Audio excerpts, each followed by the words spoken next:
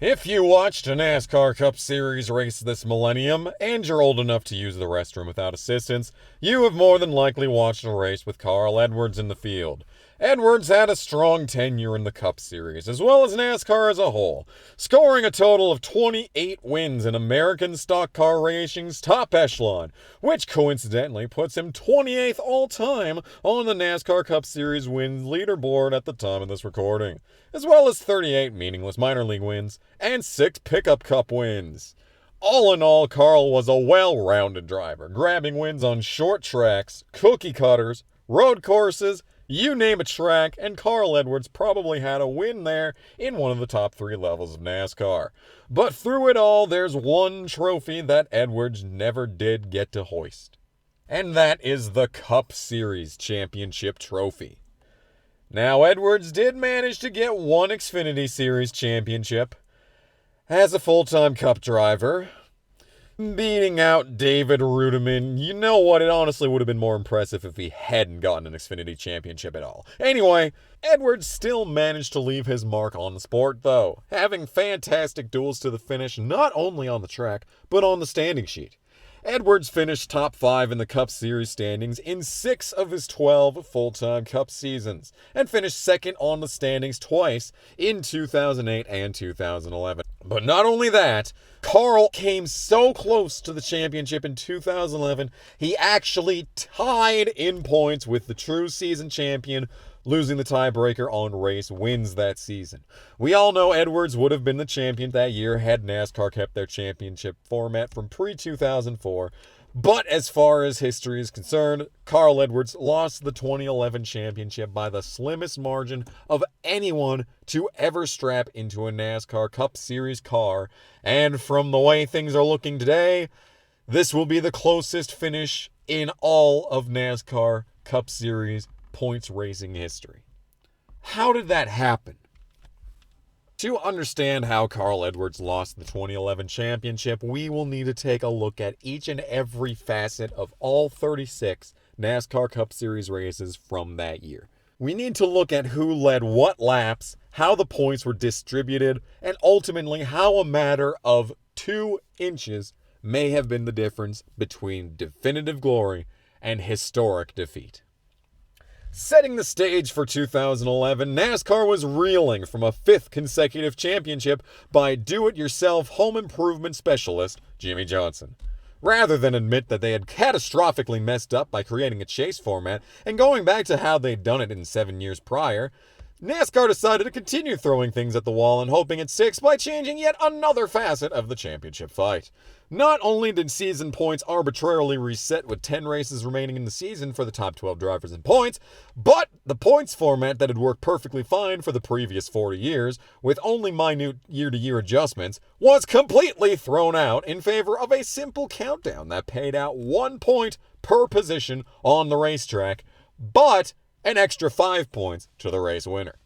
Meaning any pass, even for second to last, could completely make or break your entire season.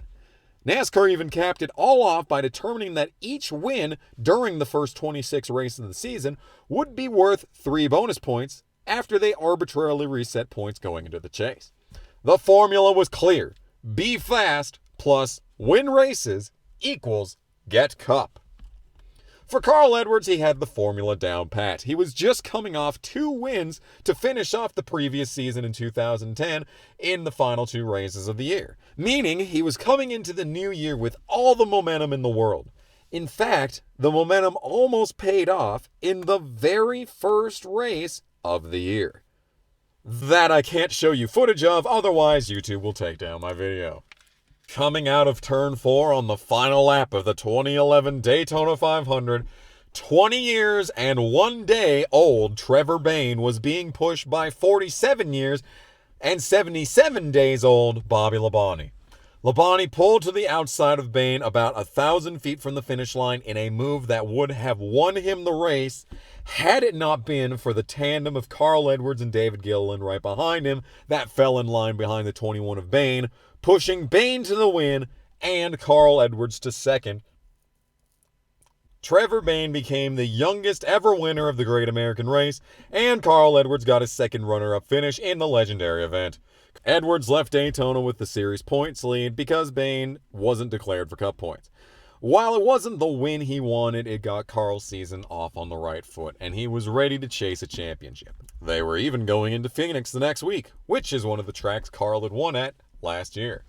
To make matters even better, Edwards grabbed the pole for the spring Phoenix race and led the first 5 laps of the event, which gave him a piping hot 1 bonus point.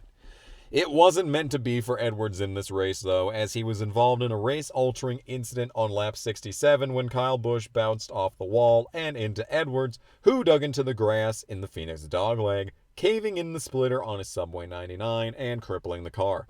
Interestingly, this grass would be gone by November when the series returned to Phoenix International Raceway. Had the grass been gone in February too, Edwards could have serviced the right front of his car after Busch got into it, and maybe have even played a factor in the finish because Busch was able to come back in the February race and finish second. Edwards would finish 28th in the event and fell to 12th in points. But the season was still young and Edwards still had plenty of time to find victory lane.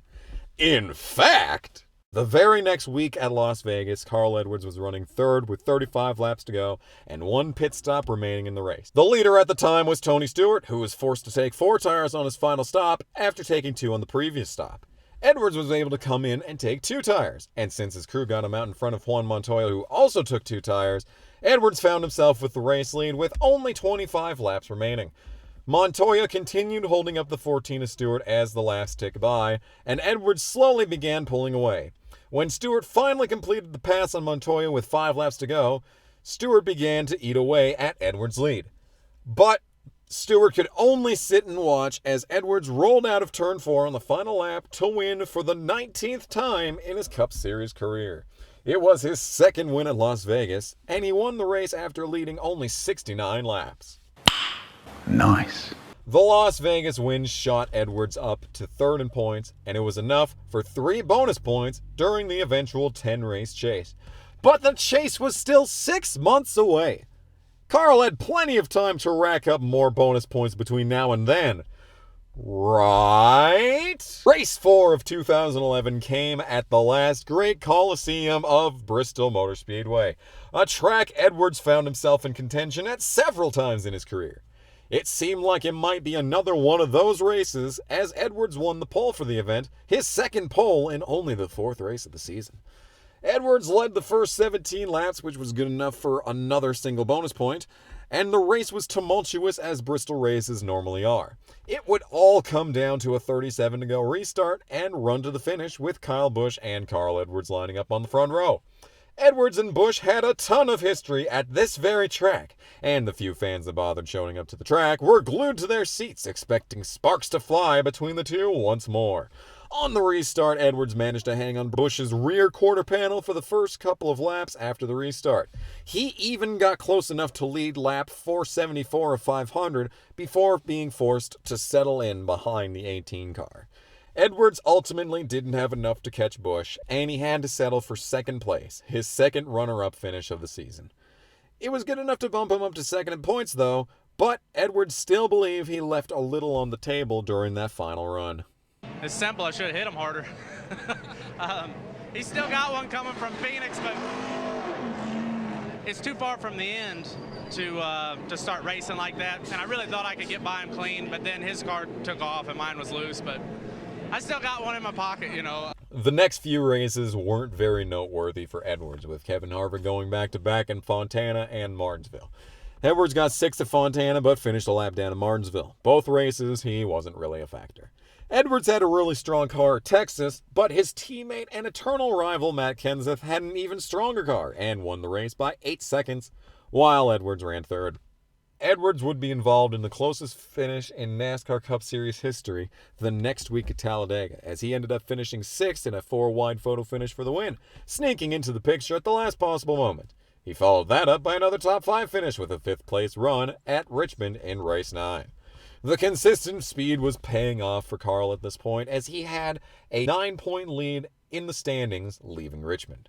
It was all well and good, but what Edwards needed was another win, and his best shot since Bristol was coming very soon.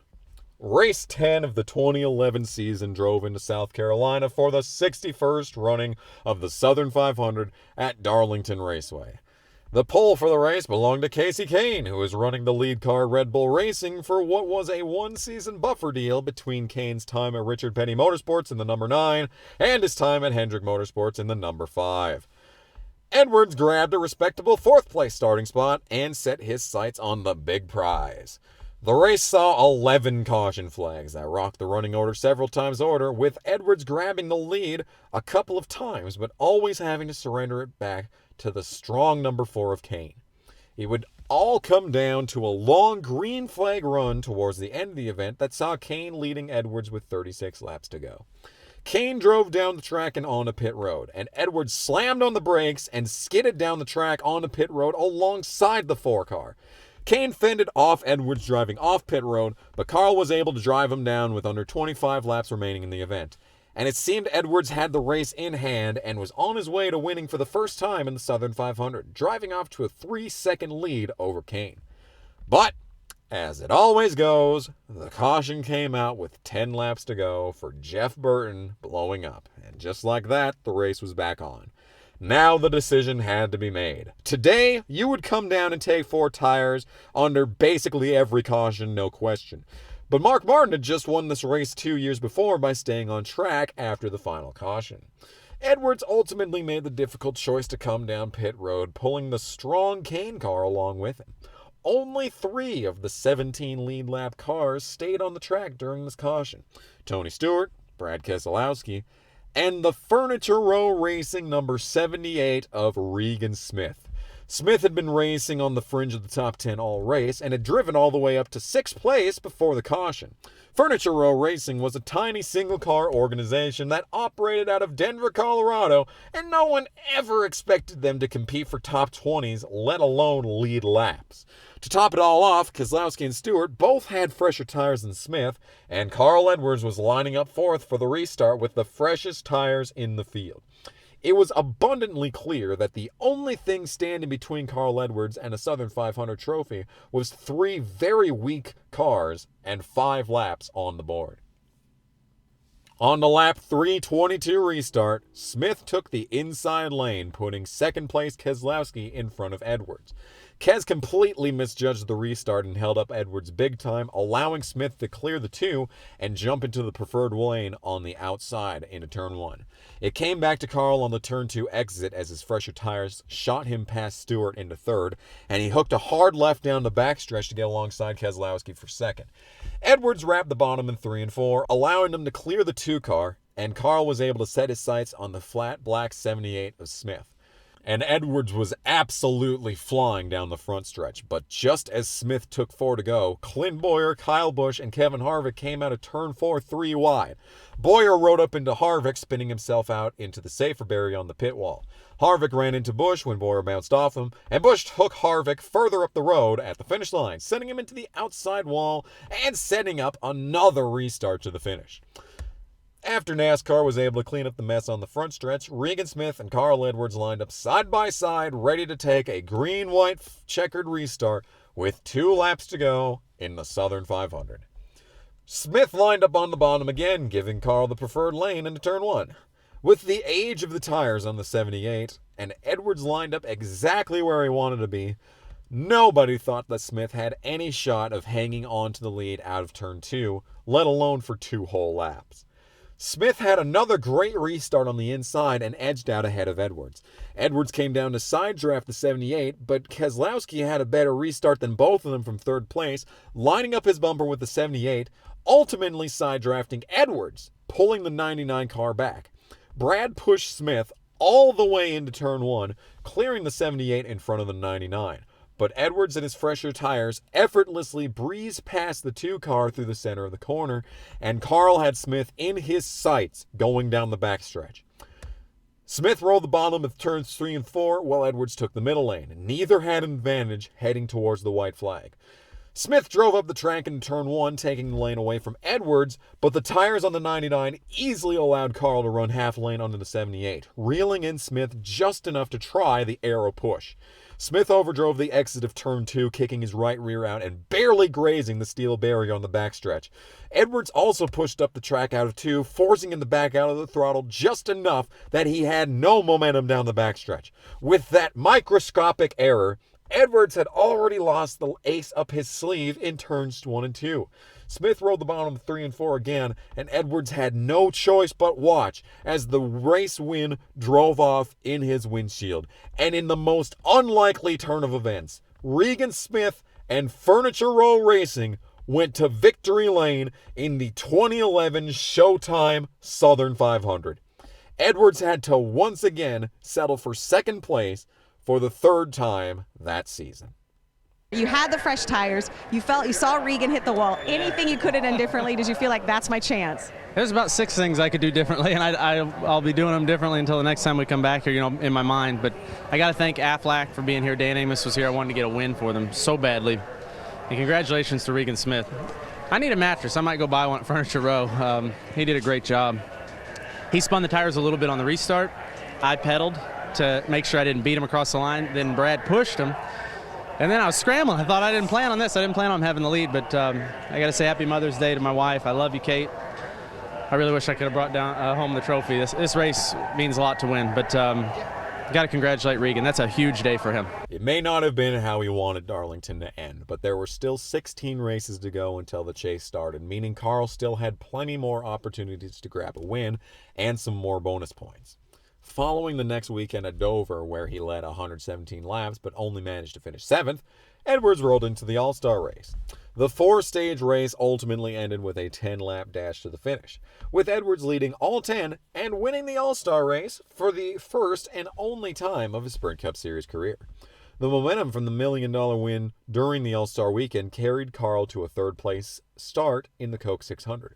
But his race went south early, and despite leading 61 laps, Edward only managed a 16th place finish in NASCAR's longest race.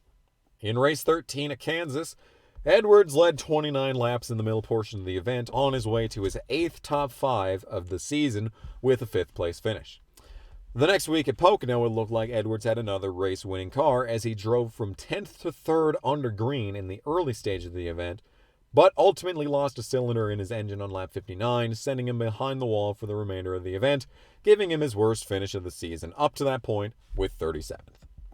Things turned around a week later, though, as Edwards had another race-winning piece at race 15 at Michigan. Edwards fought his Roush teammates all day, but ultimately threw it 3 wide on a restart with 36 to go to get the lead from both Matt Kenseth and Kyle Busch. Edwards used his Ford power to drive off from the field, and once again, it looked like another race had fallen into his lap.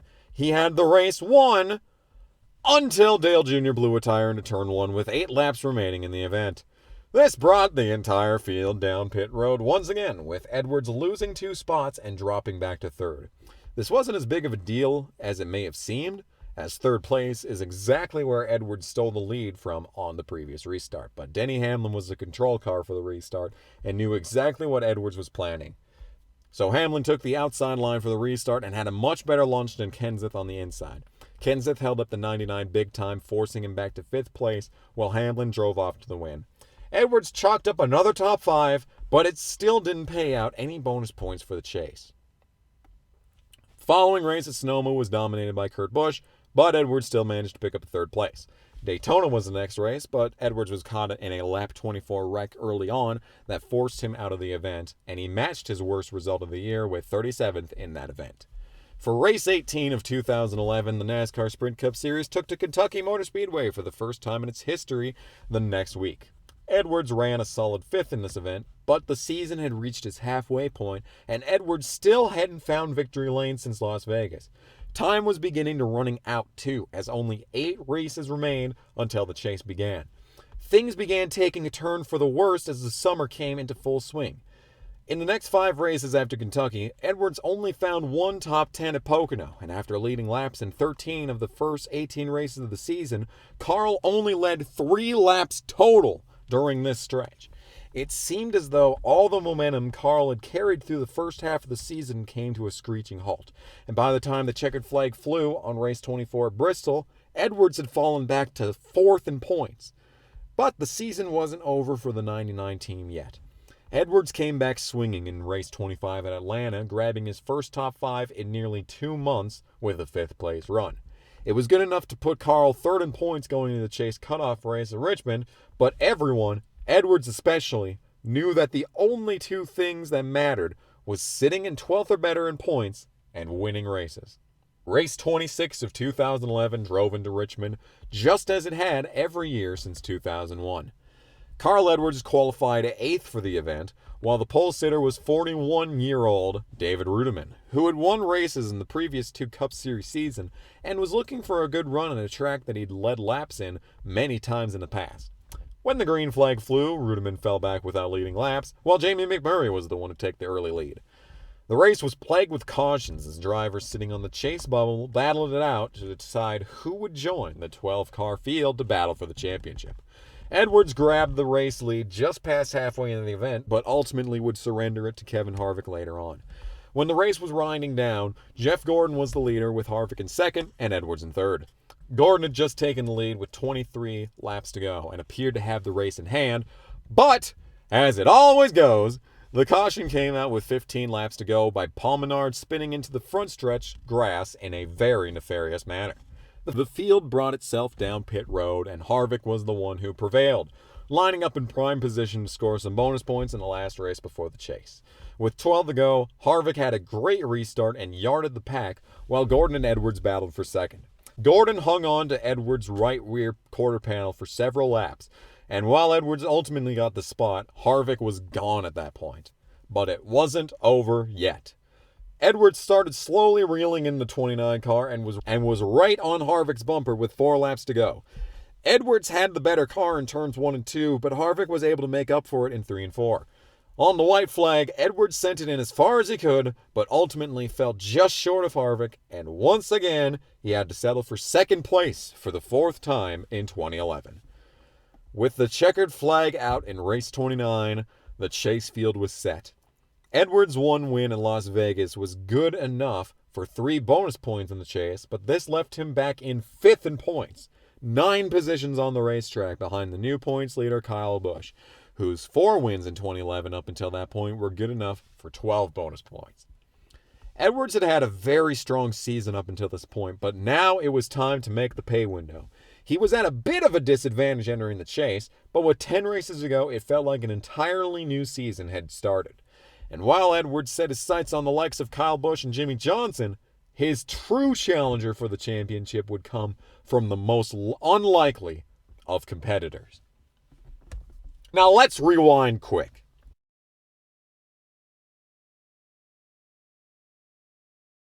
During all this prior talk of Carl Edwards, Kyle Busch, Jeff Gordon, Kevin Harvick, there has been one driver that's consistently been a part of this video, lurking in the background, but never really being relevant when it's mattered most.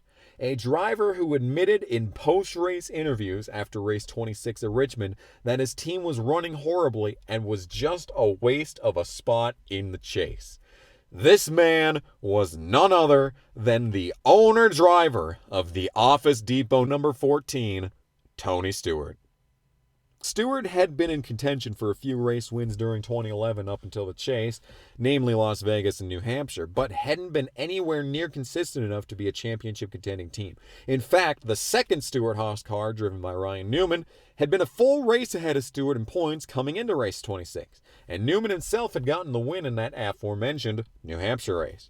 Coming into the 10-race chase in the lowest possible seed, Tony Stewart had no expectations to do anything more than get notes and prepare for next season. This would quickly change the next week at Chicagoland. Race 27 of the season and the first race in the 10-race chase to the 2011 NASCAR Sprint Cup Series Championship rolled into Chicagoland. Matt Kenseth won only the 6th pole of his, at this point, 11-season-long career in this event. Carl Edwards had all the momentum in the world as he put his number 99 Ford into the 5th place to start the race. Meanwhile, holding up the caboose was Tony Stewart, who only managed to qualify all the way back in 26th. The top 12 in points entered Chicagoland all within 12 points of each other, meaning every lap led and every position on the racetrack meant more than ever, as even a single bonus point from leading a lap could make all the difference with the margins this close. Edwards found his way to the front for the first time on lap 41, ultimately leading 39 laps total on the day. Tony Stewart found the lead for the first time on lap 205. He'd driven all the way to second place behind Jimmy Johnson at this point in the event, and after a restart with 59 laps to go, he flew around Matt Kenseth for the lead and drove off. A caution quickly came back out 5 laps after this restart, which sent the entire field down pit road once again. Kenseth beat Stewart off pit road, but would line up in second place behind Martin Truex Jr., who had taken notes out of Regan Smith's playbook to stay out on slightly older tires to try and grab a win. It worked at first for Truex, as he fought off Kenseth on the outside for 2 laps after the restart and held the lead with 48 to go over Kenseth and Stewart. Kenseth ultimately took the lead back 10 laps later, and it seemed the gamble wasn't going to work out for the 56 car. But Truex wasn't Kenseth the biggest problem, as the 14 of Tony Stewart charged around the 17 car with 30 laps to go. And once again, the lead belonged to Tony Stewart. Laps continued ticking away, and it seemed more and more like the race would ultimately come down to fuel mileage instead of horsepower. Chase drivers running towards the front, such as Biffle, Kenseth, and Stewart, began conserving big time, which actually allowed the non-chase car, Martin Truex Jr., to make his way back up through the field. With nothing to lose, Truex looked to take the lead away and maybe even take the win from the chase drivers. With 17 laps remaining, Truex's 56 looked to the outside of Stewart into turn 1, and when the 2 cars came out to the backstretch, it was Truex with the race lead. It wasn't meant to be, however, as just as soon as Truex got the lead, he gave it up to pit with 15 to go. Now it came down to Stewart, Kenseth, and an ever-lightening fuel load on both cars. Jimmy Johnson found speed late and was able to pass Kenseth for second with 8 laps to go. Another driver who found speed late was Kevin Harvick, who stole second from Johnson with 5 laps to go. But when the white flag waved, several chase drivers ran out of fuel and had to coast around the track with any hope of a good finish and a good points day going out the window. One driver who did have a good points day was none other than the number 14 of Tony Stewart, who came out of turn 4 on the final lap to win the first race of the chase for his 40th career win and his first win of 2011. Meanwhile, the 99 of Carl Edwards came home in a modest 4th place, about 7 seconds behind 3rd place, allowing Edwards to pick up his 13th top 5 of 2011. Both Edwards and Stewart led laps in this event, but neither led the most laps, meaning they both pick up 1 bonus point in the chase. Edwards moved back up to 3rd in the point standings after this race, but the win for Stewart catapulted him from the bottom of the chase grid coming in all the way to 2nd place, 7 points out of the lead. And if you think things got interesting at Chicagoland, this was only race 1 of 10 in the chase. The party was only getting started. Race 28 of 2011 and the second race in the chase for the Sprint Cup Championship rolled into New Hampshire. The Rocket Man Ryan Newman put his 39 onto the pole for the event as he looked to defend his win from July. The race was a pretty straightforward New Hampshire race, with several drivers leading a lot of laps over the course of the event. 2 drivers that had difficulties getting to the lead, however, were Carl Edwards and Tony Stewart, neither of which had sniffed the lead through the first half of the race. Everything would change on lap 173 when teammates tangled in turn 1 under commercial. Those teammates were none other than Matt Kenseth and Carl Edwards, with Kenseth going around to bring out the caution. This caution came 11 laps after another caution that had brought the entire field down pit road. Some drivers opted to come back down under this caution, while others remained on the track as the race went back green. This would turn out to be the final restart of the race, as the final 127 laps of the event took place under the green flag. Laps wound on and on and on and on, and eventually it came down to Clint Bowyer, a non-chase driver, with the lead and major fuel concerns. Running right behind Bowyer in second was none other than Tony Stewart, the winner of the previous week at Chicagoland and runner-up to Ryan Newman earlier in 2011 during the July New Hampshire race. Stewart dogged Bowyer for the final 20-lap run, forcing Bowyer to push his fuel to the absolute limit. With 3 laps to go, much like the previous weekend, multiple drivers began to run dry and slow down. Out of turn 4, Bowyer lost power, and Stewart slingshot into the lead. It was the first time he had been out front all day long. Stewart came back around to take the white and could have coasted his way to the finish. Stewart eventually came out of turn 4 on the final lap, and despite leading only the final 2 laps, he took the win at New Hampshire for his second win of 2011. Meanwhile, Carl Edwards came in 8th place, about 3.5 seconds behind his teammate, David Reagan, who had missed the chase. Stewart led 2 laps, nowhere near the most laps led in the race, while Edwards led no laps, giving Stewart 1 bonus point and Edwards no bonus points. The win was good enough to give Stewart the points lead for the first time all season and his first time in the chase, while Carl Edwards moved back to 4th place, 14 points behind Stewart. It seemed like the 14 team was on a miracle run, but there's a reason Stewart had little confidence in his chances after Richmond, and that lack of confidence was on full display in the next event. Race 29 of 2011, and the third race in the chase to the NASCAR Sprint Cup, rolled into Dover. The pole was won by Martin Truex Jr., who was still desperately trying to be relevant after missing the chase. Carl Edwards continued to have relentless pace in qualifying by grabbing a 4th place starting spot, while Tony Stewart continued to struggle with qualifying speed, only managing 28th. Kurt Busch took the lead early and held on until lap 52, when Edwards made the pass for the top spot under green, grabbing an important bonus point. Edwards led for a good part of the race, but was caught for a speeding penalty late in the running that would be the big difference maker for his day. On the final pit stops, Edwards came out in 6th, which was great considering he was sent outside the top 20 from his speeding penalty. The race wouldn't come to him, though, as the final run of the day came after a 35 laps to go restart that saw him stuck on the inside of row 3. Kane had a bad jump in front of him, and Edwards found himself 5th place with only a few laps remaining. The race would run green to the end, and Edwards fought every lap for those positions, eventually ending up 3rd behind Jimmy Johnson with 6 laps to go. Edwards had his work cut out for him to get around one of the best drivers to ever set foot into Dover Downs in the final laps of the event. Kurt Busch drove off with the lead and ultimately with the win after 400 laps. Carl Edwards finished 3rd, about 0.2 of a second behind 2nd place Jimmy Johnson. After struggling all day, Tony Stewart finished the race 2 laps down in 25th. Edwards led 116 laps in the race, but it wasn't enough to earn the most laps led bonus point. Stewart led no laps all day, meaning Carl Edwards gained back the point he lost to Stewart the week before at New Hampshire. Carl Edwards left Dover tied with Kevin Harvick at the top of the standings, while Stewart fell back to 3rd place, 9 points out of the lead. A bad race for Stewart meant he was playing from behind again, while all Carl needed to do was keep up the momentum. The chase was already a third of the way complete, and the action was only going to pick up. Race 30 of 2011, and the 4th race in the chase to the NASCAR Sprint Cup, rolled into Kansas. Greg Biffle continued the trend of non-chase drivers winning the pole as he lined up first on the grid. Carl Edwards joined his teammate on the front row for the race by qualifying second. Yet another horrible qualifying lap from Tony Stewart put him in the back half of the field to start as he managed only 23rd place. Biffle did not concede the lead to Edwards on the start, forcing Edwards to fight for the spot.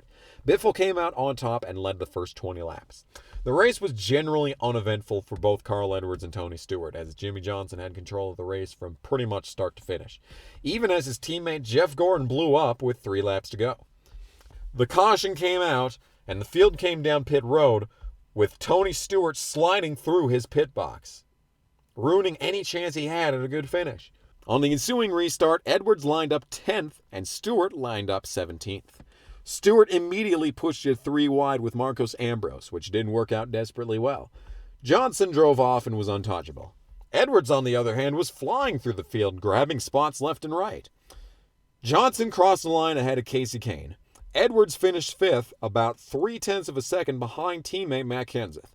Stewart crossed the line all the way back in 15th, losing out on several valuable points. Edwards and Stewart both failed to lead any laps in this event, meaning neither got a bonus point for led laps. Carl Edwards left Kenseth with the points lead, while Stewart was all the way back in 7th, 19 points out of the lead. The consistency Edwards had had all season was paying dividends, while Stewart struggled to string together any kind of steady results. Something needed to turn around fast for Stewart to be able to contend. Race 31 of 2011, and the 5th race in the chase to the NASCAR Sprint Cup, rolled into Charlotte. The turnaround for Tony Stewart came fast as he put his number 14 on the pole for the race. Edwards would start third. Stewart would lead from the drop of the green flag all the way until the first cycle of pit stops. Edwards stayed out on the green for only one lap to pick up the bonus point he needed before pitting and giving the lead back to Stewart. Stewart didn't keep the lead for long and would lose it to Biffle just a few laps after the pit cycle was complete. Nothing of note happened until right at the end of the race, where a championship-changing moment would ensue. With 18 laps to go, Jimmie Johnson lost it under Kevin Harvick and annihilated the outside wall out of turn 2 while running top 10, destroying both his car and his chances at a 6th consecutive championship. A split pit strategy under the caution saw Carl Edwards narrowly avoid the commitment cone while Tony Stewart chose to come and get tires. Edwards lined up 4th on the restart and pushed his teammate Kenseth to the lead around Kyle Busch. Busch fought Edwards off and held on a second. It seemed like spring Bristol all over again as Carl tried everything he could think of to get around Busch for second in the final 10 laps to the finish. It was all to no avail as Edwards fell in line behind Busch and watched as Matt Kenseth came out of turn 4 on lap 334 to take the win at Charlotte. Edwards finished in third, about 3.5 seconds behind Kyle Busch in second. Stewart would finish the race in 8th, about half a car length behind A.J. Allmendinger, finally getting his first top 10 since his back-to-back wins to start the chase. Stewart led 94 laps in the race, but it still wasn't good enough for most laps led. Edwards led exactly 1 lap the entire event, but that was still good for a bonus point. Both Stewart and Edwards left Charlotte with 1 bonus point. The relentless consistency of Carl Edwards meant that despite Stewart's strong run, he still lost points to the 99 on the scoreboard, ending up over half a race behind at 24 points at the halfway point of the chase. It was clear the only way to catch Carl Edwards to win this championship was the 99 team having an issue.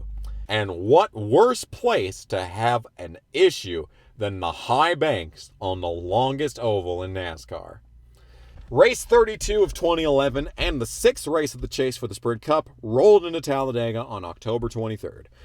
The pole was won by Mark Martin, who was stuck in 18th in points because he lost all of the key engineers that helped him win 5 races in 2009 in a desperate bid by Rick Hendrick to force Dale Jr. into being relevant again.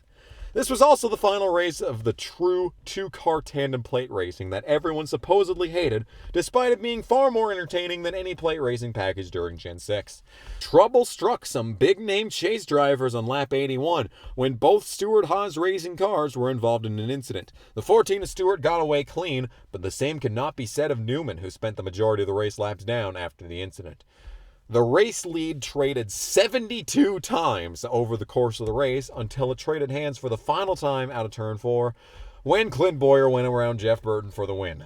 Somewhere in this mess of pixels are both Tony Stewart and Carl Edwards. Stewart came out of the race with a 7th place finish, while Carl Edwards remained generally irrelevant for the event, finishing in 11th, his only non-top 10 finish of the entire chase in 2011.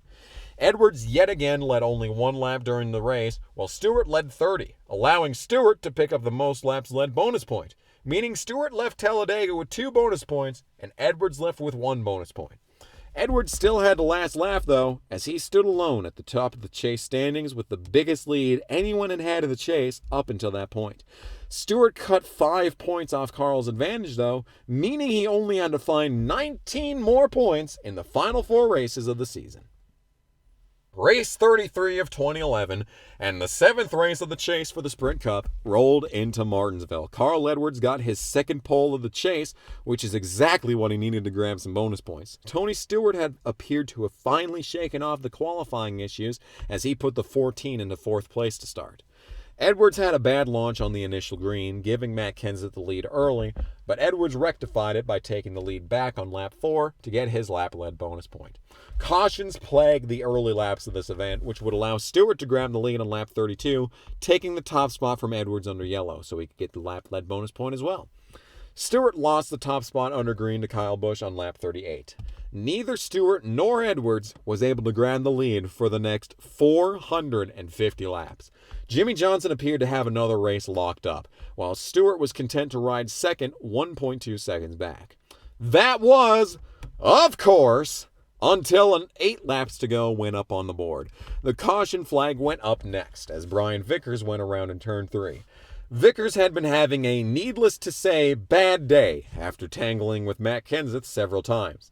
This set up a double file restart with 3 laps to go, with Tony Stewart lining up outside of Jimmy Johnson. Brad Keselowski went around in turn 2 right at the restart, while Tony Stewart powered around the multi-time Martinsville winner on the outside. Every car on track was running into the wall when the white flag came out for Tony Stewart, who had a fine turns 1 and 2. Johnson was in prime position to move Stewart in turn 3. When they made it into the corner, Johnson was just too short of Stewart's bumper to give a meaningful bump. And in the 11th hour of Martinsville, Tony Stewart came to the line to take his 3rd win of 2011. Edwards finished 9th, about 2/10 behind the 56 of Martin Truex Jr. Both Stewart and Edwards led laps in this event, but neither led the most laps. So they both left Martinsville with another single bonus point each. It was exactly the edge that Tony Stewart needed to cut Edwards' point lead, and he cut out over half of his deficit, bringing the gap down to 8 points. Race 34 of 2011 and the 8th race of the chase for the Sprint Cup rolled into Texas. The pole sitter was none other than Greg Biffle, while Stewart continued to show signs that he'd shaken off the qualifying bug by starting in 5th, with Edwards a row back in 7th. Biffle battled teammate Matt Kenseth for the opening 43 laps until green flag pit stops began, with Stewart staying on track long enough to lead 3 laps and gain an important bonus point. Kenseth retook the lead after this pit cycle and held it until the next pit cycle at lap 88. During this cycle, Edwards decided to stay out long, giving him the lead for 2 laps and matching Tony Stewart's 1 bonus point from earlier in the race. Kenseth continued leading until a lap 112 caution brought the whole field down pit lane, ultimately resulting in Kenseth and Edwards leaving pit road first and lining up side by side to bring the field back to green, with Stewart starting right behind them in 3rd. On the restart, Edwards had a good enough start to edge ahead of Edwards, but Stewart was able to throw his 14 underneath into the first corner, coming out of turn 2, side by side with Kenseth for the lead. The two battled it out for the next 3 laps, with Stewart eventually coming out on top and driving off. Stewart spent the remainder of the race seemingly unstoppable until the race eclipsed the 300 lap mark. Stewart came down pit road on lap 300 and took 4 tires, while the 31 of Jeff Burton stayed on track. Burton was looking to stretch his field to the end of the event, and he held the lead for the next 18 laps before the 39 of Ryan Newman caught and passed Burton with 15 to go. The strategy was ill-fated, but a moment that nearly saved the field gamblers came with 13 to go, when Michael McDowell, who was substituting for Kyle Busch, who had been suspended by NASCAR 2 nights earlier for an incident in the truck race, nearly wrecked after missing the pit road commitment cone. Newman gave up on the strategy with 11 to go, handing the lead back to Burton. So it all came down to the 44-year-old Burton, who hadn't found victory lane in over 3 years, and Tony Stewart 6 seconds back and chasing a championship, with the 99 of Carl Edwards sitting in 3rd behind Stewart. It wasn't meant to be for the mayor, as Jeff Burton ran out with 5 laps to go, handing the lead back to the 14. Stewart had the dominant car all day, but Edwards was still hot on his tail. With 4 laps to go, Edwards attempted to lap the Southern 500 winner Regan Smith on the outside, but Smith got extremely loose, nearly taking out himself and the 99. They both recovered and continued following Stewart, but Stewart held his own and drove out of turn 4 on the final lap to take the checkered flag for the 4th time in 2011. Kenseth finished 2nd, exactly 1 second behind Tony Stewart. It was the 5th runner-up on the season for Edwards. Stewart led 173 laps in the event, which was good enough to give him the most laps led award, netting him 2 bonus points in the race, while Edwards only got 1 for his laps led. Heading into the penultimate race of 2011, Carl Edwards led Tony Stewart by only 3 points. Race 5 of 2011 and the 9th race of the chase for the Sprint Cup rolled into Phoenix.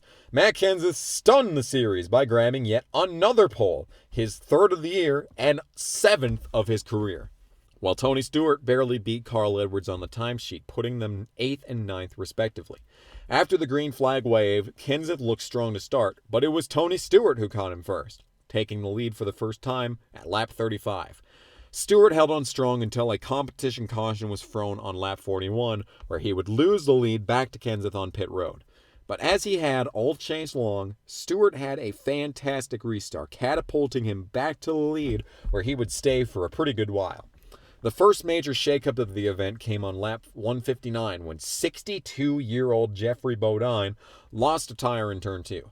Matt Kenseth had just taken the lead before the caution came out. On the pit lane, Stewart lost more spots, sending him back to 4th, while Carl Edwards got around him and would eventually take the lead on the restart.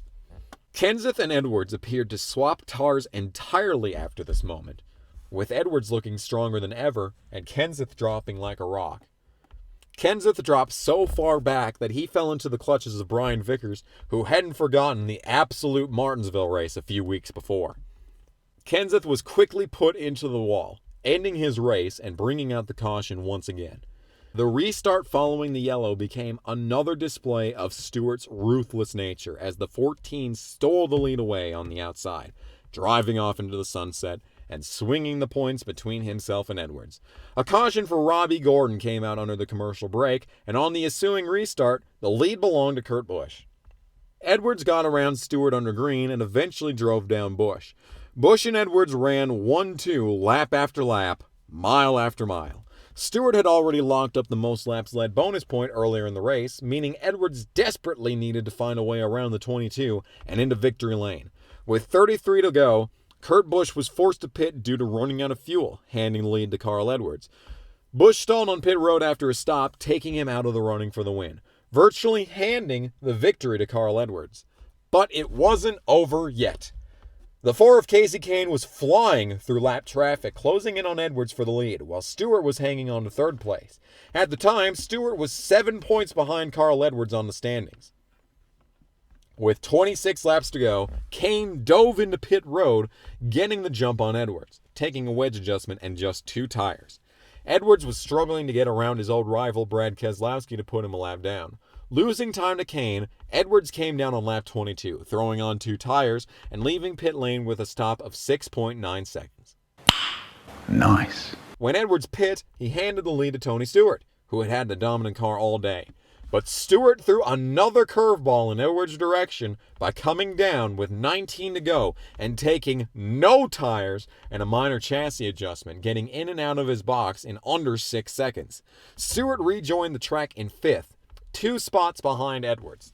Brad Keselowski had the lead for 4 laps after Stewart pit and then came down with 14 to go, handing the lead to the 4 of Casey Kane, with Carl Edwards sitting in 2nd, Jeff Burton sitting 3rd, and Tony Stewart sitting 4th. Kane's lightning-fast pit crew, combined with his move to pit 4 laps before Edwards, put him a second and a half ahead of the 99 with laps ticking down. With Stewart in 4th, he was 4 points behind Carl Edwards, but he had Jeff Burton in his sights with 7 to go.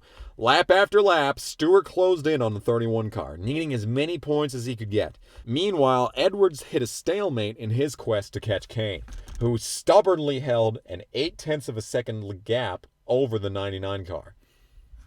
Coming to the white flag, Stewart threw it into turn 3, driving around Jeff Burton to take the 3rd position. Edwards had no choice but to watch as Casey Kane motored around Phoenix International Raceway and crossed the start-finish line on the final lap to win for the first time since Atlanta in 2009. Edwards finished 2nd for the 6th time in 2011 and the 2nd week in a row, while Stewart finished the race in 3rd. Stewart led the most laps in the race for the 2nd week in a row, giving him 2 bonus points once again, while Edwards gained 1 bonus point for his laps led.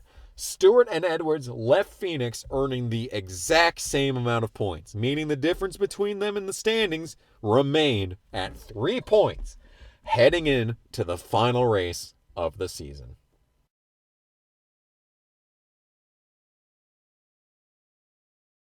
Finally, after exactly 9 months and nearly 11,000 laps of racing, the NASCAR Sprint Cup Series field rolled into Homestead, Miami for the final race of the season and the 10th race of the chase for the NASCAR Sprint Cup on November 20th, 2011 for the running of the Ford 400.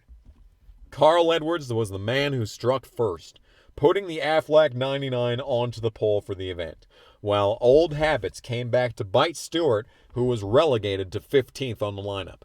Tensions were heightened when rain was in the forecast, and no one was sure whether the race was going to be to the finish or to halfway.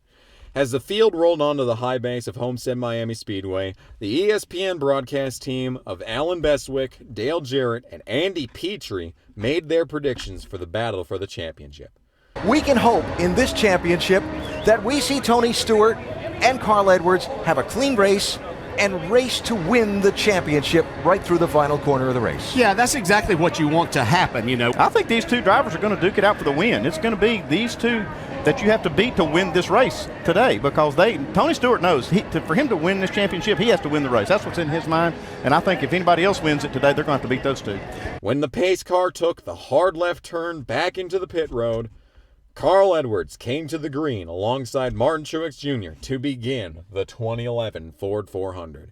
The two battled hard into turn one, whilst Tony Stewart wasted no time making his way through the field by throwing it 3 wide underneath David Reagan. Truex hung on Edwards' quarter panel for a full lap, but conceded the spot, giving the 99 car a bonus point for leading the first laps of the event. In the first 10 laps of the race, Tony Stewart had already driven to 10th place, while Edwards continued to hold serve with the lead. Kurt Busch hit the wall and was forced to pit with transmission issues, but it didn't bring out a caution. What did bring out a caution was rain on lap 14, which brought the field down pit road. They brought them down for live stops, however, and the championship contenders made their first pit stops of the day. Stewart and Edwards both took 2 tires, with Edwards holding the lead off, while Stewart gained 2 spots.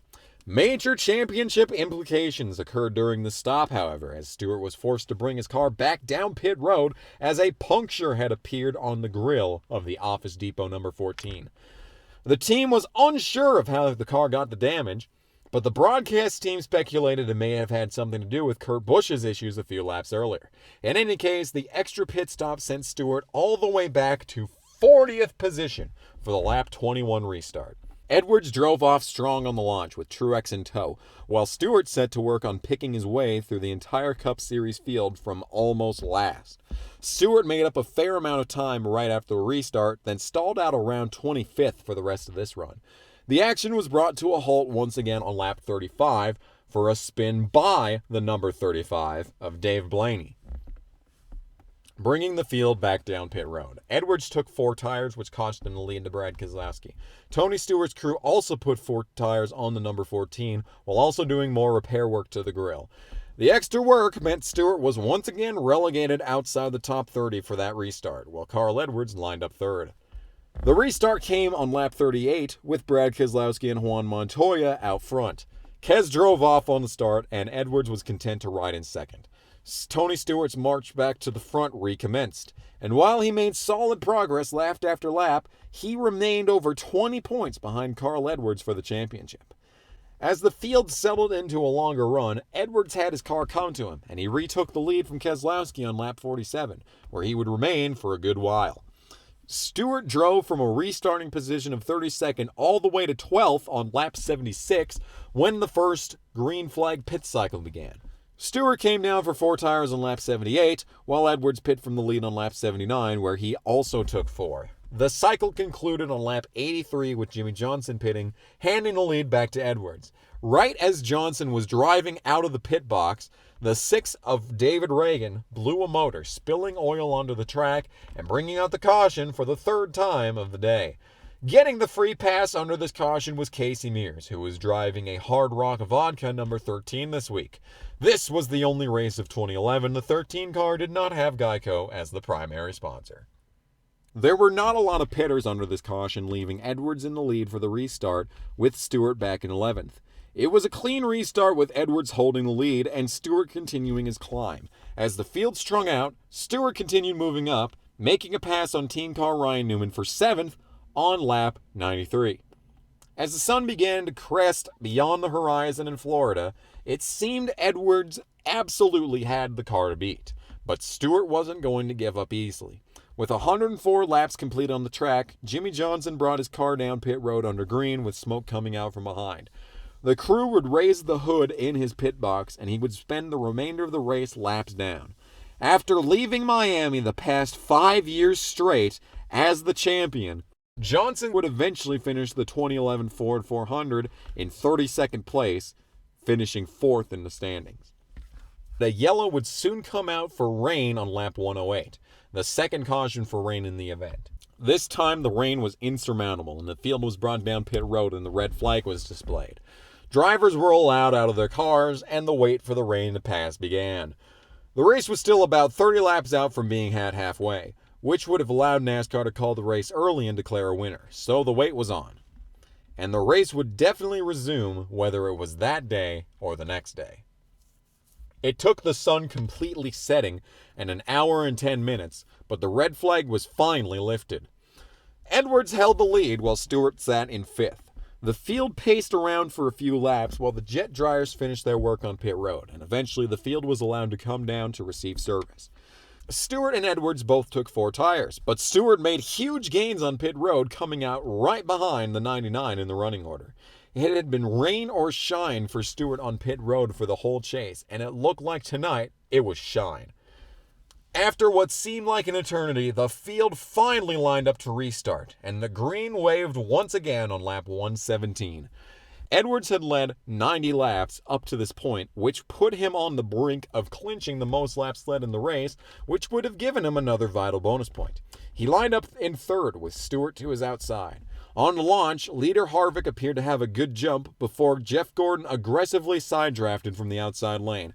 That, combined with the fact that Harvick was the only one to take 2 tires, gave Gordon a huge run through the center of 1 and 2, stopping the 29 in its tracks and stalling out Edwards in the process.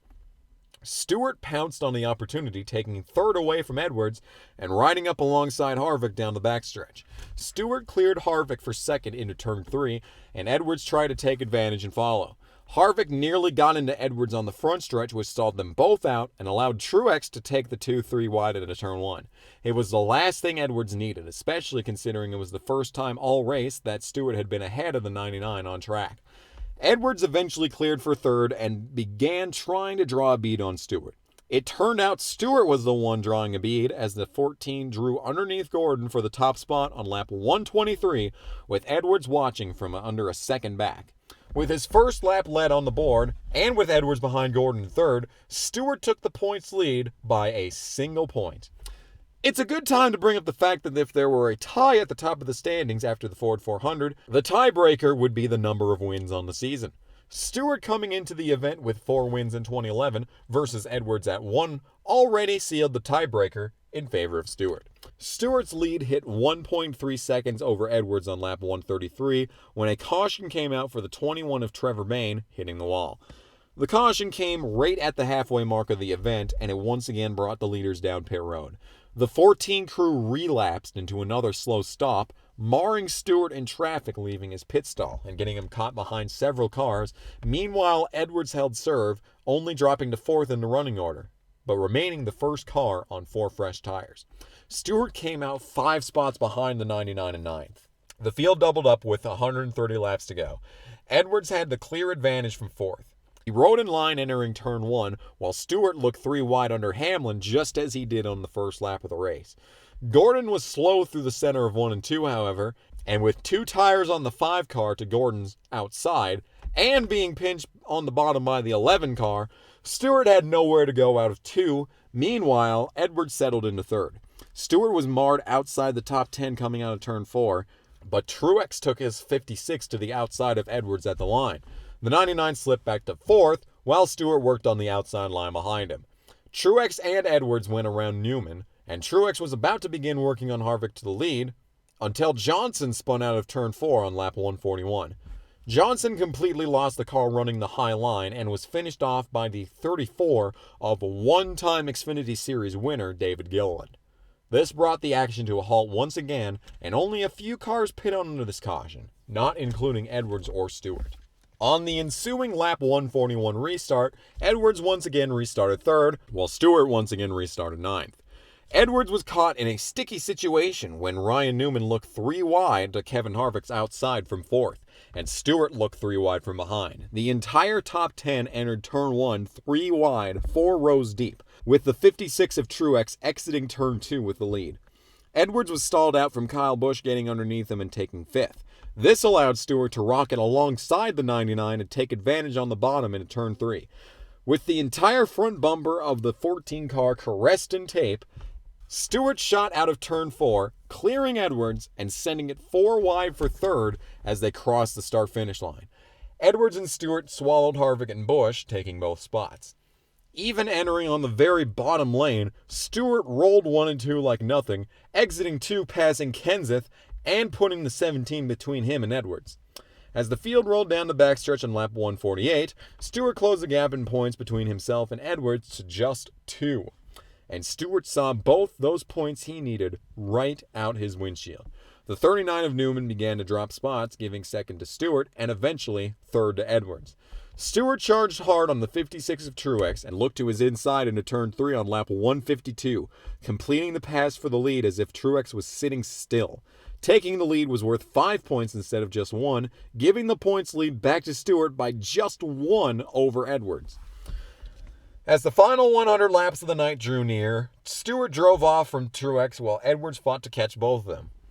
When the race returned from commercial, a caution flew for a big incident on the backstretch that saw the 21 of Bain, the 51 of Landon Castle, and the 84 of Cole Witt get significant damage. After the monsoon of action that had just taken place, it was hard to believe only 8 laps had passed from the previous restart, but that didn't stop the entire field from sending it down to pit road once again. Matt Kenseth's crew continued to be lightning fast, giving the 17 the lead off, with Edwards following in 2nd. Stewart was hung up on the right side for his 2-tire stop, eventually leaving his box after a 14-second stop and returning to the track back in 9th.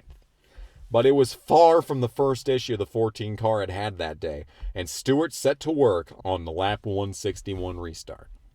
Jeff Burton stayed on track and brought the field back to green. When the field hit turn 1, Stewart wasted no time throwing it 4 wide on the outside, motoring around several rows of cars and ending up right on his championship rival's bumper out of turn 2. Edwards wasn't a slouch on this restart though, and he set to work driving through the top 5 himself while his teammate Kenseth took the lead from Burton. When the field saw 100 laps to go, Edwards was running 3rd with Stewart about 2 seconds back in 4th. Edwards found himself struggling to pass the 56 of Truex during this run, but the difference between the top 4 remained rather stagnant for a while as they drove off from the remaining 35 cars on track. Out of turn 4 with 95 laps to go, Edwards finally completed the pass for 2nd on Truex and set his sight on Kenseth for the lead. Only 2 laps later, Edwards pulled the same move for the top spot, and Edwards was finally able to continue adding to his laps led total. With 88 laps to go, Stewart moved around Kenseth for 2nd and drew a bead on Edwards for the lead. The strong run all night for the 99 team allowed Edwards to lead his 117th lap in the race, locking up the most laps led bonus point for Edwards. With Edwards out front and Stewart in 2nd, the difference in the point standings between the 14 and 99 seemed colossal at 8 points. Laps continued ticking away, and the advantage in lap times continued swinging in Stewart's direction. Edwards was ultimately the one to show his hand first, though, as green flag pit cycle had broken out on track, and Edwards was the first to send his car down the pit lane with 67 to go. He put 4 tires on the car and drove back onto the track, mistake-free. Stewart remained on track long, giving up the advantage that he could have gained on tires by instead opting to make an ill-fated effort to force Edwards into a difficult box if a caution came out during the pit cycle. Stewart remained on track another 10 laps before being forced down pit road due to fuel concerns. Stewart's crew chief Darian Grubb put 4 tires on the car and sent Stewart back out.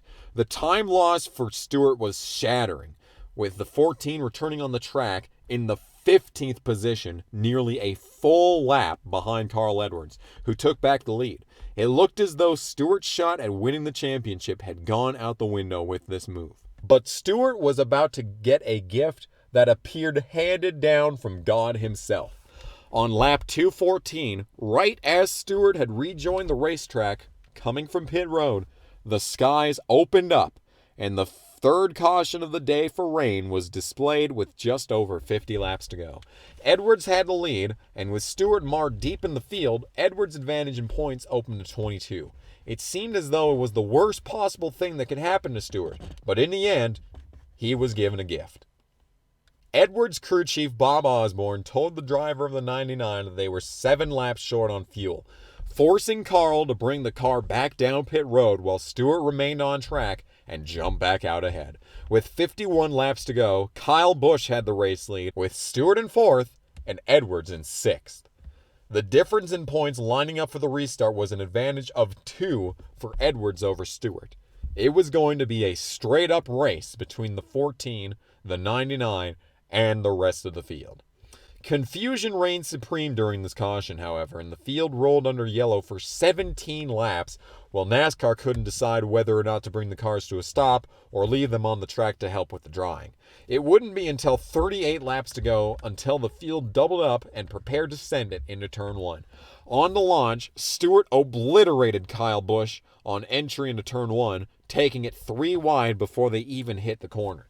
And they, alongside Brad Keselowski, exited Turn 2 3 wide, with Edwards watching from right behind in 4th. Stewart had the advantage on Kes for the lead out of 4, while Edwards had the advantage on Busch for 3rd. Out of Turn 2, with 36 laps to go, Stewart cleared Keselowski for the lead. Meanwhile, Edwards had already cleared Busch and had set to work on Kes for 2nd.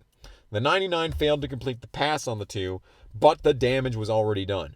Stewart had the race lead, and the only way Edwards was going to walk out of Homestead Miami Speedway with the NASCAR Sprint Cup Championship was if he finished ahead of Stewart. Edwards worked both the top and middle lanes on Kes, eventually completing the pass with 33 laps remaining in the race. With Stewart in the lead and Edwards back in 2nd, the points went back to a tie, Stewart still holding the tiebreaker. As the broadcasters had predicted at the beginning of the race, it was going to come down to the final lap, with the top 2 in points in the championship standings battling out to the very last moment. With 30 laps to go, only a second separated the 14 and 99. Minute by minute and lap after lap, Stewart and Edwards both worked the top lane around Homestead Miami. As the clock wound down, the gap between 1st and 2nd held serve at just over 1 second. Even as Stewart was forced to work through traffic, he was still able to maintain that advantage over Edwards. Carl Edwards may have had one of the most consistent seasons in modern NASCAR, finishing 3rd or better in half the chase races in 2011. But it wasn't good enough to match the sudden resurgence of Tony Stewart. On the 267th lap of the race, Anthony Wayne Stewart from Columbus, Indiana, came out of Turn 4, crossing the start-finish line, and he won the 2011 Ford 400, and he won the 2011 NASCAR Sprint Cup Series Championship in a tie with Carl Edwards. Edwards crossed the line just a second and a half behind, finishing 2nd for the 3rd week in a row and for the 7th time in the 2011 season. Edwards led the most lap in the race, giving him an extra bonus point, but it wasn't enough to beat the 14 of Tony Stewart for the title. It was a historic night, with the closest finish to the championship in NASCAR history. It was an exclamation point to cap off one of the wildest and most unlikely turn of events in all of professional sports, and would ultimately redefine the term Game 7. The final 30-lap battle to the finish between Edwards and Stewart for the win in the race and the championship was the cornerstone of the new elimination-style chase format, with a winner-take-all finale that NASCAR forced onto the Cup Series in 2014, and eventually all 3 top touring series in 2016. The race is remembered as both a blessing and a curse. A blessing that completed an unforgettable 2011 season with one of the top NASCAR stars of all time winning his final championship, and a curse that completely bastardized the process by which a full season champion was determined in all 3 top touring series of NASCAR. But the point of this video was to answer one question and one question only. How did Carl Edwards lose this championship? He ran an absolutely guttural year, nearly mirroring the effort his teammate Matt Kenseth put up in his 2003 title run, right down to just a single win in the Las Vegas event. The way the points format changed from 2010 to 2011, and the bonus points offered for laps led, as well as the bonus points for wins before the chase, was the ultimate determining factor when deciding the 2011 champion. If any of the 4 races Edwards finished second in during the first 26 races of the season had been wins, he would have been given an extra 3 bonus points entering the chase, pushing him from 2003 to 2006 entering New Hampshire. And if every race during the chase played out the exact same way, Edwards would have been champion by 3 points. Let's take a look at these second place finishes one more time. Daytona, race 1 of the season. Edwards in third, coming up behind Bobby Labonte and Trevor Bayne out of turn 4.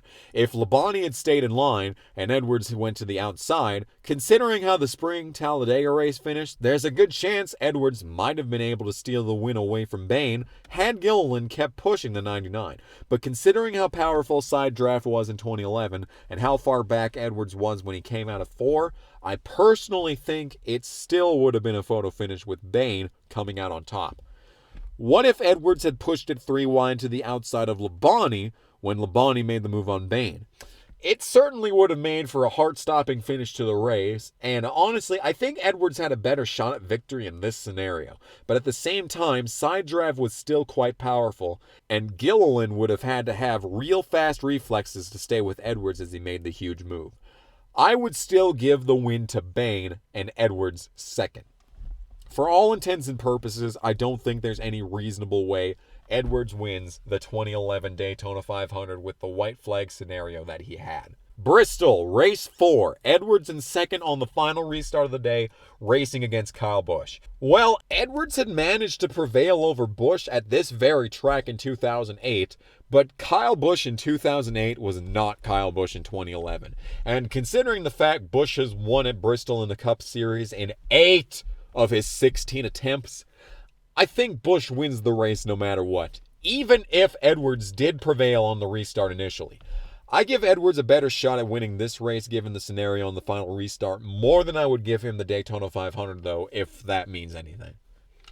Richmond, race 26. Edwards struggled on the launch of the final restart, but clearly had the better car than Harvick late. Ultimately, he did not have a shot at the win without the caution, since Gordon was just far too strong on old tires, and he was losing time to both Gordon and Harvick. But the restart Gordon had, pinching Edwards to the bottom of the track, is what cost Edwards the race win. Had he had a better restart, or Gordon a worse one, I think he would have looked a lot like the spring Richmond race in 2016, with Edwards making the same move he made on Kyle Busch to Harvick. Now, whether Harvick countered that move or held serve better than Busch, we'll never know. But it's still a race I think Edwards would have had a shot at winning if he was given a second chance. But we all know the race that cost Carl Edwards the 2011 championship without a shadow of a doubt. And it may be one of the most important races in all of NASCAR in the 21st century. Darlington, race 10. Edwards had the race won with 15 laps to go before Burton blew up. Even when he gave up the lead to Pitt, he still came out as the best man on 4 tires at a track known for its heavy tire wear. He drove around 2 cars on old tires effortlessly, and in all likelihood would have done the same to Regan Smith had the caution for Bowyer, Harvick, and Kyle Busch not come out at the exact moment it did. But even then, there is no reasonable explanation for why Edwards was unable to complete the pass on Regan Smith when Edwards restarted in his preferred lane on 30-lap fresher tires for the final restart. There is no reasonable explanation for how Edwards was outdueled by a car with not even a quarter of the resources his 99 car had, driven by a driver that didn't even have a single win in the Nationwide or Truck Series up at this point. The 2011 Southern 500 is an absolute anomaly of a race, but the result of the race changed the course of NASCAR history. It put Furniture Road Racing on the map, opening up the possibility of a greater alliance with Richard Childress Racing, and allowing the team to only 6 years later themselves win a Cup Series championship. It put Regan Smith on the map, and he would go on to have a decent amount of success racing in the Nationwide Series for Dale Jr. and becoming most teams' designated substitute driver for their Cup programs. And what if Edwards had won this race? Well, it would have been worth 3 bonus points, and it would have given him the championship. Would this have kept Carl more loyal to Jack Roush? Would the complete collapse of Roush Racing after the implementation of the Gen 6 car have been a lot less cataclysmic, or maybe not even happen at all? What would come of the 19 for Joe Gibbs Racing? What would have come of Furniture Row Racing? Would they have still made their incredible jump in performance? All of these questions, and yet there are so few answers. The only thing we know for sure is that this race absolutely should have been won by Carl Edwards. But it was not. And Carl Edwards is not the 2011 Sprint Cup Series champion as a result. But I'm not stopping there, because there's a reason I made a point to how far back Edwards finished from the next car in front of him during every race in the chase. Sure, 3 extra bonus points entering the chase would have made the whole tiebreaker conversation completely moot. But just a single finishing position in any of the 10 chase races would have given Edwards the championship. I've already gone into pretty decent detail for every race in the chase during this video, so I'm going to get straight to the point. Somewhere in this mess of pixels is Tony Stewart, and somewhere else in this mess of pixels is Carl Edwards. What you're looking at is the finish of the Good Sam Club 500 at Talladega. Looking at the results from Racing Reference, I believe this is Stewart and this is Edwards. You can see just how close it was at the line from 7th place all the way back to 13th. 6 cars essentially under a blanket with 1 point available for each spot on the track. This isn't really a good angle, but this is the only image that I can find of this particular group for this race. The difference between Carl Edwards and Martin Truex Jr. for 10th place is easily less than a foot. It looks from here like Carl was just behind Truex's left front tire when they crossed the line. If Truex wasn't being given the push he was getting from David Rudiman, there's a very good chance Edwards would have crossed the line ahead of the 56, putting him 10th and giving him 1 extra point. If you want to ask me, the answer to the question, how did Carl Edwards lose the championship? I would say it was right here, this exact moment at Talladega. A split second. This right here would have been the point Edwards needed to break out of the tie and bring home the 2011 championship. But that didn't happen. Edwards lost the tiebreaker, and Stewart earned his 3rd championship. And it wouldn't be until Phoenix in 2013 until Edwards found victory lane again, almost exactly 2 years after his 2011 Las Vegas win. What's perhaps the most sad thing of all is that Edwards appeared to have plenty of years ahead of him, and he was running at the top of his game. There would be plenty more opportunities for Edwards to redeem himself for 2011, right? No. Only 5 years after the 2011 Ford 400, Carl Edwards entered his final NASCAR race to date, at the very same track, under similar circumstances. Edwards came into the 2016 Ford EcoBoost 400 as the 4th man in the winner-take-all Final Four.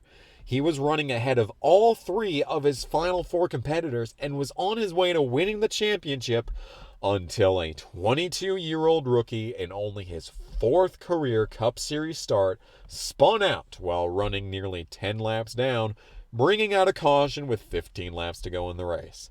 And we all know how the ensuing restart went down for Edwards.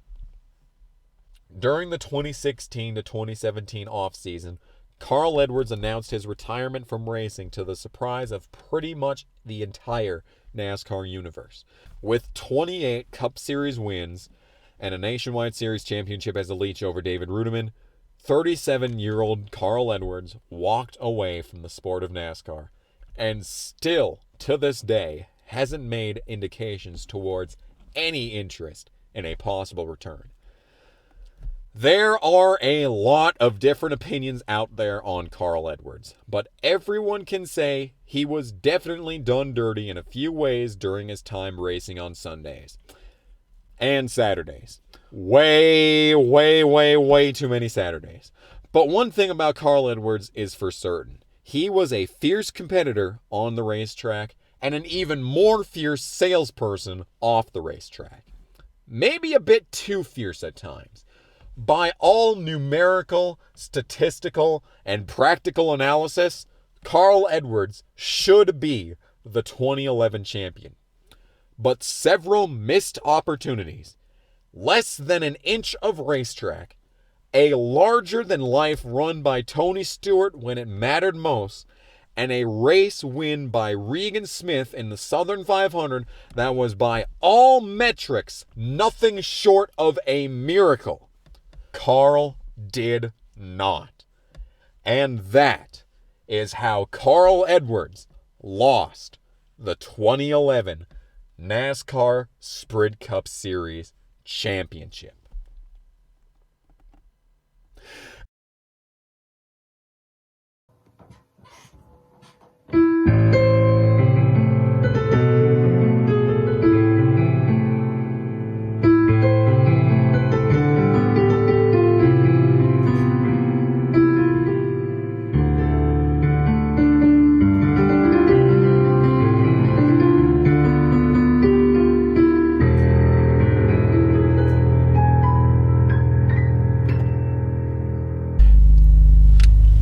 Oh, you truck bitch. Minute by minute and lap after lap. Bitch. Man, this car makes a lot of noise. Oh my god. What was that? Oh man, I hope no one's been wanting something from the front desk the past hour. This was the only race of 2011 the 13 car did not have Geico as the primary sponsor. Kitty! Oh, there's a kitty. Oh, he's so cute. Oh, I love that kitty. Oh, this is so long. With the 56 of Truex exiting, oh my god. It looked as though Stewart's shot at winning the championship had gone out the window with this move. But Stewart was about to get a gift.